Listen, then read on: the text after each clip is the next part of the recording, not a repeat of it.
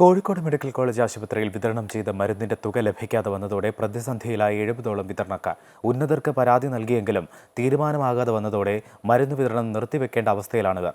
March 10 മുതൽ വിതരണം നിർത്തുമെന്ന് all Kerala chemist and druggist association അറിയിച്ചു.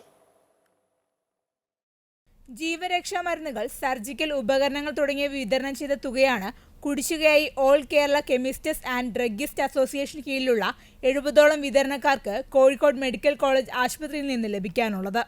8 മാസം മരുന്ന് വിതരണം ചെയ്ത വകയിൽ 75 കോടി രൂപയാണ് ലഭിക്കാനുള്ളത്. പണം ലഭിച്ചില്ലെങ്കിൽ കടുത്ത സാമ്പത്തിക ബാധ്യതയുണ്ടാകുമെന്നും മരുന്ന് വിതരണം നിർത്തേണ്ടി വരുമെന്നും ഇവർ പറയുന്നു.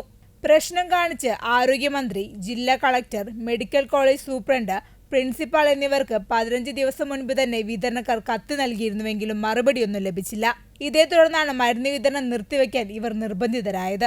ഇനി ഞങ്ങൾക്ക് മെഡിക്കൽ കോളേജിലേക്ക് മരുന്ന് സപ്ലൈ ചെയ്യുവാൻ വളരെയേറെ ബുദ്ധിമുട്ടുണ്ട്. കാരണം സാമ്പത്തികമായി തകർന്നു നിൽക്കുന്ന കച്ചവടക്കാരാണ്. വെറും 5% മാത്രം മാർജിൻ എടുത്തിട്ടാണ് ഞങ്ങൾ കച്ചവടം ചെയ്യുന്നത്.